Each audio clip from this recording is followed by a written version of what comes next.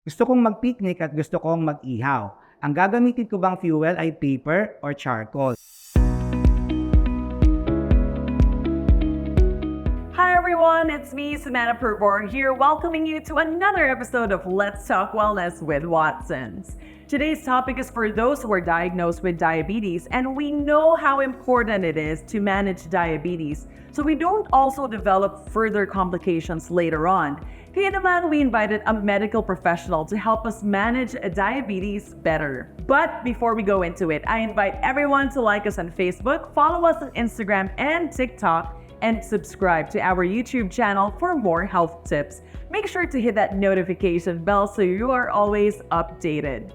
So, diabetes.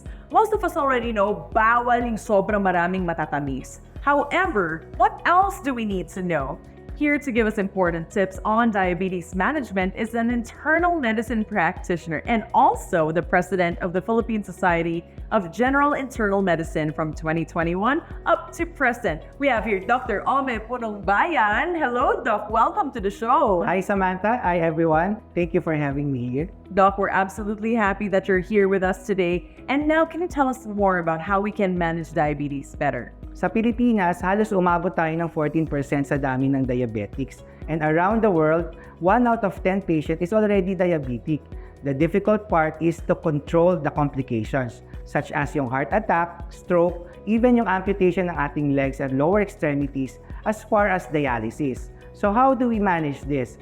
There are simple ways on how to manage our diabetes. So sama dyan syempre ang walang kamatayang proper diet, to maintain regular exercise, and of course, because you are already diabetic, is to monitor your sugar. We do know that there's a clear connection between diet and diabetes. However, what is the recommendation when it comes to dieting for diabetics? Ang pasyente kapag na-diagnose na ng diabetes sa clinic, ang unang tanong, Doc, ano po ang pwede kong kainin? Technically, wala naman talagang bawal sa mga diabetiko. It's about quantity and quality of food. So minsan, ginagamit namin, pero not entirely, yung ating glycemic index. Ito yung kapasidad ng mga pagkain na mag-generate ng sugar. Pero ang issue dito is gaano kabilis tumataas yung asukal. Siyempre, ayaw natin ng mga spikes ng asukal sa diabetes at ito pumapasok yung glycemic index. So mas gusto natin yung mas mabagal, ma-burn at mabagal magpataas ng asukal. For example, gusto kong mag-picnic at gusto kong mag-ihaw. Ang gagamitin ko bang fuel ay paper or charcoal? Siyempre, ang pipiliin natin is charcoal kasi ang paper, madali siyang mag-ignite, madali siyang mag-apoy, pero sandali lang. Kaya ang bilis, tumaas ng asukal compared sa charcoal na mabagal pero continuous yung pagtaas ng asukal natin. So sa ganong paraan, nami-maintain natin yung good glucose control. And of course, iwasan din natin yung mga sweetened beverages. Don't drink your calories, sabi nga ng mga endocrinologists. Doc, you know what I realized? A lot of my diabetic friends are actually asked by their doctors to lose the excess weight. While I do realize as well that being overweight can lead to other health issues, what does it have to do with diabetes specifically? Kaya natin pinipilit na maibalik ang normal weight ng ating diabetes kasi ang obesity or excessive fat can lead to insulin resistance. Ano ba ang insulin resistance? Yun yung hindi na gumagana yung insulin kasi natatakpan yung receptors ng ating excessive fat. So by doing regular exercise and diet, mababawasan yung ating insulin resistance. At least a moderate intensity exercise. Paano natin malalaman? The easiest way is your target heart rate, which is around 220 minus your age. You get the 65 to 75% of that value. That is your target heart rate. By doing so, mababawasan natin yung levels ng asukal natin at magkakaroon ng control ang diabetes. At isa din sa dapat i-monitor aside from sugar is our blood pressure. Kasi kapag kapangit ang control natin ng asukal, tumitigas yung mga ugat natin at this leads to hypertension. Kasama sa pagmamonitor ng sugar is also to take blood pressure of the diabetic patients. Wow, Doc, no, there's a lot of monitoring that actually happens to better manage diabetes. But of course, very important din ang blood monitoring. So why is it so important to keep track of that? Siyempre, pag na-diagnose ka na ng diabetes, isa sa mga requirement namin is magkaroon sila ng home glucose monitor para ma-check namin kung gaano kataas ang sugar sa bahay as well as kung gaano rin kabababa ang ating mga sugar kasi pareho silang may mga komplikasyon. Importante rin na alam nyo kung kailan ka kukuhanan ng sugar. Iba-iba kasi yung schedule na binibigay namin. Usually, before meals, 2 hours after eating, or kung ikaw ay pregnant, minsan every 6 hours or every so often, nagche-check kami ng sugar. Marami naman na bibili sa market ngayon ng mga home glucose monitor na napakadali namang gamitin with proper instruction from your doctor, at kung mayroon namang konting problema, you can always ask your primary care internist, your endocrinologist, or even your diabetes professionals. Nako, Doc, of course, no one wants to have the sugar spike or even a very low sugar level. But what exactly can we do to prevent those instances? First and foremost, dapat malaman nyo kung ano yung mga medication nyo. Anong types ng activities are you doing for the rest of the day? Especially if you're doing yung mga high-risk jobs like yung mga pilot, di ba? Mga heavy machine operators. May additional monitoring tayo sa mga high-risk na patient with diabetes. Of course, sa mga patients natin na may diabetes, hindi man nagagamot ang diabetes, pero nakokontrol naman natin ito. So you can still do your usual daily tasks, of course, your hobbies, what you can enjoy. And of course, the only reminder to our diabetic patient is to take your medicines regularly, have your sugar be tested at home, and of course, yung regular follow-up natin with your doctor.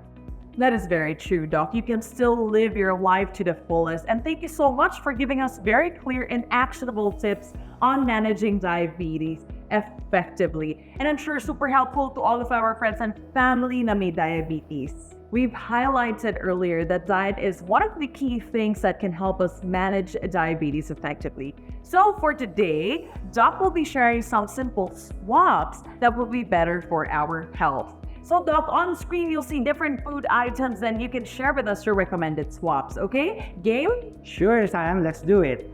All right, so we have 4 food items that we are all very familiar with. Let's start with white flour. Go ahead, Doc. Okay, so as we discussed a while ago, we go away with simple sugars or your refined starches with your diabetes.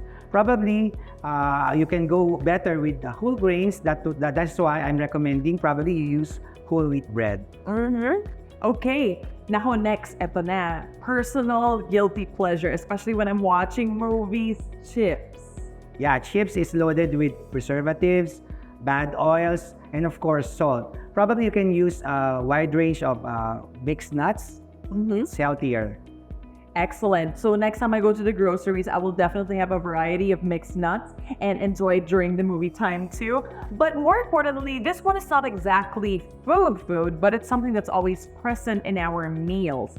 Salt. Salt also, for diabetics or patients with diabetes, will limit the amount of salt. So probably rather than using the salt, you can maximize the use of your dry herbs and spices in your kitchen to make your food tasty. Ooh, I love fresh herbs as well. And one last thing, something that we all love to have, potatoes. Actually, potatoes are not really bad, but this also contributes to the glucose of your diabetic patient. So instead of having potatoes, probably you can have a high fiber eating your green leafy vegetables. That's healthier than potatoes. Thank you so much for sharing all of those details, Doc. We learned so much today. And even if you don't have diabetes, doing these simple swaps can really help you to become a healthier person in the long run. Thank you so much, Doc, for coming over and giving us useful tips and insights on managing diabetes effectively. Most welcome, Sam. For more ways to wellness, Watson's wide range of health and wellness essentials, offers, and services. You may get them through the Watson's app or the 1,000 plus stores nationwide. If you're looking for more information about diabetes medicine and other essentials, you can always ask your Watson's pharmacist. Don't forget to like us on Facebook, follow us on TikTok and Instagram, and subscribe to our YouTube channel for more tips. This glucometer is what records how much glucose you have in your blood. So what's important is that you get the test strips that's specific for the machine and cap it right away because it doesn't like humidity. So once you insert the strip into the machine, it will automatically turn on. Now from then, you can do the next important step, which is actually getting a sample of your blood using the lancet. So all you have to do is load it back, and it will automatically prick your finger. So you have to set it up first by massaging your finger up to the end and then using the lancet to prick it. Now you will have a drop of blood for your test strip. So all you have to do is put it near the test strip and it will bring the sample in and a recording of how much glucose you have in your blood will come out probably in a minute or 2 minutes at most. Managing diabetes is very crucial to preventing further complications. At Watson's, we have a wide range of products that can help. Take your blood pressure comfortably with the Omron blood pressure monitor. When it comes to your blood glucose levels, check from home with the AccuCheck Instant Test Strips. Monitor your weight with the Watson's electronic body scale. Give yourself a guilt-free treat with diabetisol in chocolate or vanilla, also available in 600 and 800 grams. Minimize blood sugar spikes with Glucerna, available in chocolate and vanilla flavors and in 400 and 900 grams. Nutrien Diapro in 800 grams helps control blood sugar after 1 glass. At Watson's, we have a wide range of vitamins, supplements, and medicines for your needs. You may get them through the Watson's app or the 1,000 plus stores nationwide. For more information, ask your Watson's pharmacist. You can also get your maintenance medicines and wellness essentials delivered to you monthly through our Watson's Subscribe and Save program. I'm Samantha Purvor saying there are more ways to wellness at Watson's.